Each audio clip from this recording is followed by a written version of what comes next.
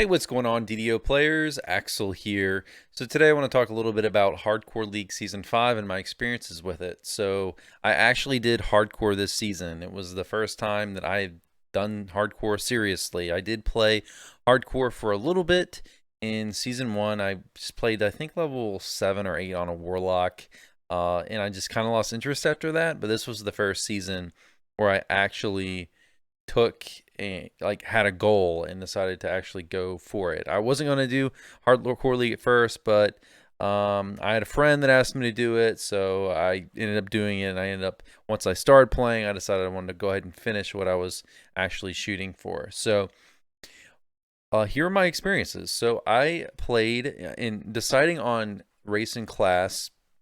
I went with a two-handed fighting human paladin, strength based.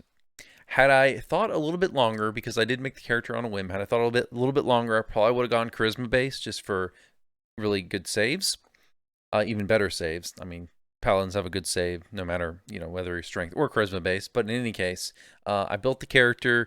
I went tier 5 sacred defender, and most of the rest in Knights of the Chalice. Because it's hardcore, you really have to look at the way you're building your characters and reconsider things. Like DPS is not not the primary most important thing in your build. At least for me, it wasn't. Running a paladin, I went definitely put more emphasis on defense than I would have normally, obviously, because in hardcore, for those of you who don't know, if you die one time, it's over. You can't play that character again. It's essentially stuck in DDO purgatory, and you can't use the character at all until the very end of the season, in which you can transfer it off the server if you would like, but you can't play it again on the server that season. So when choosing a class in a race, there's some things you have to keep in mind. Personally, I went with a build that I knew would be good and survivable, and would definitely not die. So that's why I went with Paladin. I did go melee just because I prefer playing melee builds generally, although I mean there's certainly a lot of amazing choices. Like Artificer is a great choice because you can get traps. Things like Favorite Soul was a very popular choice for obvious reasons on the server. It's just a very strong class right now. Tons of great self-healing. Saves. So another reason I went Paladin is that saves are obviously way more important on hardcore, because not just because you can take less damage by making reflex saves on traps, and traps are extremely scary, but you can get knocked down, get held, and if you get held or get knocked down and there's a couple champions around you, that's probably GG's. So it's really important to have good saves, which is the main reason I went Paladin over, say, running a melee cleric, because I didn't want to have a weak reflex save. Saves are just very, very important. But I think if you're going for a melee character, from what I can tell, I think Paladin's probably the best choice. But in any case, as far as my strategy for the season, my goals, and I set myself kind of simple goals for the first season that I was going to actually play hardcore. I went for 1750 favor and level 20, partly because I wanted a monoskull, but there's also partly because I didn't really have the time to do more than that. It's especially considering it was a shortened season. At the lower levels of hardcore, it's very stress free. There's tons of people to group with. If you die at level 3, it doesn't really matter, but the longer you play hardcore, kind of the more nail biting it gets, because the longer you play and the more you advance, the more time you have invested in your character, which means the more you have to lose if you die. As far as running my character, so I did play the character essentially as free to play, except for I did sub to VIP, but I didn't buy anything from the DDO store. In the entire season, I didn't buy anything from the store, except for VIP, which I had to buy because you have to have VIP to open Elite or Hard, unless you reincarnate, but no one's going to reincarnate on the server. People have reincarnated on the hardcore server, but people aren't going to reincarnate just to get access to Hard and Elite. So you essentially have to buy VIP unless you end up grouping with a static group and you have one person who can open for you. If you can have an opener reliably, maybe you don't have to, but otherwise you kind of have to buy it. It's kind of hard to rely totally on public LFMs or people in the population to unlock everything or open everything for you. Um, let's see. So just other general thoughts with quests themselves. It's kind of funny how hardcore actually makes certain quests much scarier than normal. Quests that you don't on the regular server you wouldn't think of as scary, but they are very scary on hardcore. Things like Sorrow Dusk. I think it's quest number 3, where you have a bridge. You have force traps on the bridge that will kill you, and you have a lava pit at the bottom, where as far as I know you can't get out of it unless you have like a way to cast D-Door. So things like that can be very scary. Things like quests like Creeping Death, for example. Creeping Death has a instant death mechanic. Very, very scary quest. Other mechanics that I actually forgot about as I was playing. So I was actually at one point in hardcore running Restless Isles, and there's a mechanic in the Restless Isles where if you fall off the bridge in the wilderness area, it's instant death. And thankfully, someone in my Twitch chat reminded me of that when I was running in Restless Isles, and I quickly got out of there. Flying on the bridge, that's scary. Do you die if you fall off the bridge, by the way? I wasn't going to jump off and find out. Oh, shoot. It's instant death? Wow. Okay, now I'm super scared. I didn't realize that. Some other things, traps are way scarier on hardcore, and as I went through the leveling process and I paid attention to the obituary counter, so there is an obituary counter in Hardcore League that tells you every time someone dies, their obituary will pop up and will say who died and how they died. From my experiences, by far, the most common way that people died was through traps, which you could usually tell because it would say misadventure. Sometimes if you like fell in lava or something, it would say lava, but generally misadventure would be traps. So because traps are so scary, a lot of people opt to build like artificers or someone with a way to, or class combination with a way to disable traps. There are certain hirelings that were super helpful. So Froggo, the hireling from Saltmarsh, the heroic version, was extremely helpful. For at least the first, say like first 8, 9, 10 levels, he was very reliably able to disable traps. So having him was definitely a huge leg up if you are a soloer or you just aren't going to be able to get a rogue regularly or an artificer. Some other things that were way scarier on Hardcore League. So lag is way scarier. So there are certain quests I just didn't run because I was nervous about lag happening or me getting disconnected from the server and dying. So things like I didn't run Von 4 just because I was too afraid of getting DC'd at the end and then getting blown up by the countdown timer. Same with Blockade Buster. I just avoided quests with Blockade with any kind of countdown explosion timer like that, just because I didn't want to get DC'd or lag out and log back into my character and find out that he was dead because I couldn't get off the Blockade Buster ships because I got DC'd. So I just avoided certain quests like that. There's also other certain types of damage you have to be really careful about in hardcore, and I had a couple close calls. I'll get into some other close calls later, but the fall damage. So fall damage, especially at lower levels, you need to be really aware of. You need to have feather fall on as much as possible. I won't say you always got to have it on because I'm someone who doesn't like to have feather fall on because I like to fall fast. Which, fortunately, by the way, on a related note, they in a very recent patch changed it so you can actually hold block now while you're feather falling to fall fast, which is an amazing change. And I actually might slot in feather fall now on my characters. But in any case, you want to be aware of fall damage, and there was actually one situation where I fell off a high point in the Sands of Mactarum, took a bunch of fall damage. Luckily, I didn't die. There are certain monsters that are way scarier. So, Beholders, obviously, super scary on hardcore. You can get super neg leveled and die really easily. Mind Flayers that can eat your brain, very scary on hardcore.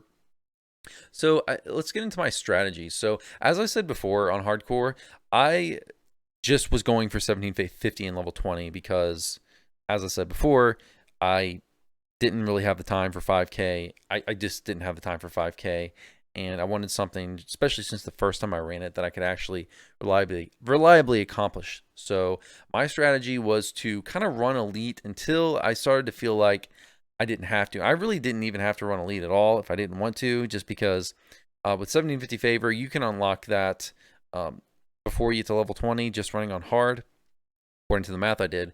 So I didn't bother with that, although I just ran elite anyways for the first, say, like 7 levels, because it was really easy to get a group. And until you get to, I guess, like 6, 7, or 8, it's just elites feels really easy for me. The really low level stuff, especially like 2, 3, 4, 5, that stuff is really easy on elite. So I just ran elite for the most part until I got to like 7 or 8. I can't remember when I switched over, but at that point, when you get to level 7 or 8, at that point I started to feel a little bit of pressure, because at that point I would have actually been a little upset at dying, just because I had, as I explained earlier, I had invested more time. So the more time you invest into your character, the more you have to lose, the more painful a death on hardcore is. So when I got to like level 7, 8, 9-ish, I went ahead and dropped to hard. Not that this was the most fun thing to do, because as we all know, I mean, running on hard for the vast majority of us is going to be really easy, especially on hardcore when you can run up to 4 levels over. But I had no reason from a pragmatic point of view to play on elite, just because I was only going for 750 and level 20. So I did drop to hard just because why not? You still get 2/3 of the favor with basically no risk. And the big game changer running on hard is that most traps on hard are not very threatening. There's still some that are very threatening on hard, but for the most part, running on hard, you don't really have to worry about traps, whereas if you're running on elite, you have to really worry about traps, and I was not playing a trapping build. So that was a big reason for it. But the big thing I noticed is that, and I think the reason why I quit playing hardcore last time around level 7 or 8 is, as you advance, and as I explained earlier, as you advance, as you approach your goals, it gets progressively more stressful. And that's probably why I quit last time. I even got to the point when I was getting super close. I was ultra nervous, especially when I got to like, 1700 favor. I was like 50 favor away. And I remember, because I was running Ravenloft, I believe, finishing up my favor in Ravenloft. And I got so nervous that I didn't even stream I didn't even stream the last like 50 favor or so that I got from 1700 favor to 1750. I just did it off stream. Every other bit of my hardcore play I did all on Twitch. By the way, twitch.tv/AxelAlexK. If you want to follow me over there, I'd appreciate it. But yeah, got really, really nervous, surprisingly, because the main thing I wanted from hardcore was the cosmetic eyes. That's what I wanted. I think they look really cool. It's a really cool cosmetic, has an actual active animation on the eye portion. So I really wanted to wear that on my main character. So that was the main thing. And after I got that, I didn't really care that much about the level 20 cloak, but I went ahead and went for it anyways, since why not? I was already most of the way there. So I went ahead and did it. Now, as far as close calls that I had, my closest calls were on, probably my closest call was in the Lost Gatekeepers chain when I was running that on elite, and a champion hit me, and I think I got down to like 20%. And there's another close call on Party Crashers where I actually ran through one of the purple spikes and got tapped a few times really quickly with spike damage, and got really close. I think like 20% away. 25% away from dying. Those were my really close calls. And then Restless Isles, when I was running Restless Isles, I got blinded on the bridge. And if you're blinded on the bridge, obviously you fall off the bridge, you will die. So I had to be careful there. So just make sure I just cured the blindness and then went on. I did. As far as my play on the server, I mostly soloed or duoed with my friend Albar DDO. He has a YouTube channel. Some of y'all might watch him. But yeah, mostly solo or duoed. Other than at low levels, I really didn't pug that much. A lot of that was due to, as I mentioned, after level 7 or 8, I dropped down to hard. And at that point, I threw up LFMs, but it was very difficult to find anyone to group with you on hard. Most people this season were going for 5k favor, because that's how you get the bloody footprints, and a lot of people really, really wanted the bloody footprints. A couple of things that hardcore, I think hardcore, and I think it probably was worth doing one time just to say I actually did it. I actually got a character to 20 without dying. I got 1750 favor without dying. That was worth doing once, and I think it did make me a better player, because there's a lot of things you have to really pay attention to. as you're playing hardcore, particularly where traps are and how deadly they are, and if the quests have any like mind flayers or beholders in them, or any other mechanics that might cause instant death, things that you really don't think of, like a quest like creeping death, you really don't think of the instant death mechanic that much, and like it's really not that scary on the regular servers, but on hardcore it's ultra scary. So you really have to pay attention to that. You have to pay attention to, do certain falls kill you? Will certain falls kill you, like Restless Isles? I didn't even realize, partially because I never go out there, that the Restless Isles wilderness area will insta-kill you if you fall off the bridge. So, yeah, that was quite scary. By the way, as far as close calls go, here's a couple close calls that that Aldbar had, and I'll throw up some clips of them.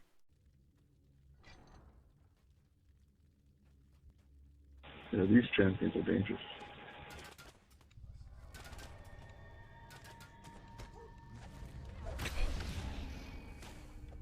Holy crap. Yeah. Wow. Get out of here.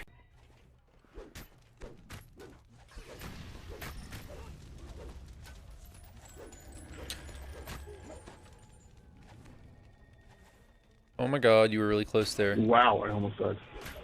Hardcore also made me learn more quests better. So before, at least when I got to, say, like the double-digit levels, I really started to pay attention to each quest and just double-check the wiki entry to make sure I knew where the traps were, to make sure that I wasn't forgetting about any potentially scary encounters, like a beholder or something in the quest. Make sure I reviewed, make sure I understood if there was a mechanic with the infight I needed to understand that, make sure I actually refreshed myself and actually knew that. So I think that hardcore did make me a better player for these reasons. It really made me learn these things. Really paid attention to a lot of quests that I hadn't paid that much attention to, because so often if I ran the quests, you know, you'd just be kind of zerging it on elite, not really paying attention to some of the more dangerous mechanics, because most of the time in DDO, the vast majority of the time, dying really isn't a big deal.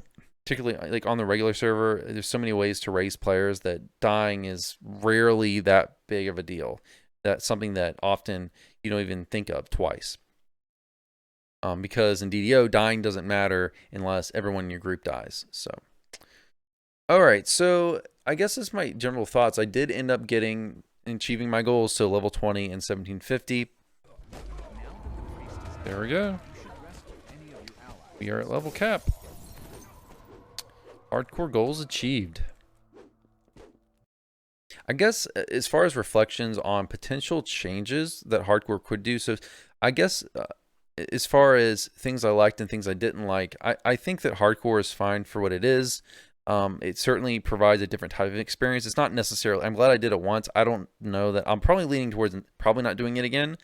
But I'm glad it exists for certain players, and really for the really a lot of long-term players who are really kind of your min-maxer types, who are really heavily engaged with the more challenge aspect of the game and really want to push themselves. I'm glad it's there for that, and I think that it's good that they provide, definitely, I hope they continue to provide new interesting rewards so those players have a reason to continue returning to hardcore. A couple things they could do is, I think that for me, I think the 4 levels over cap is maybe a little too high.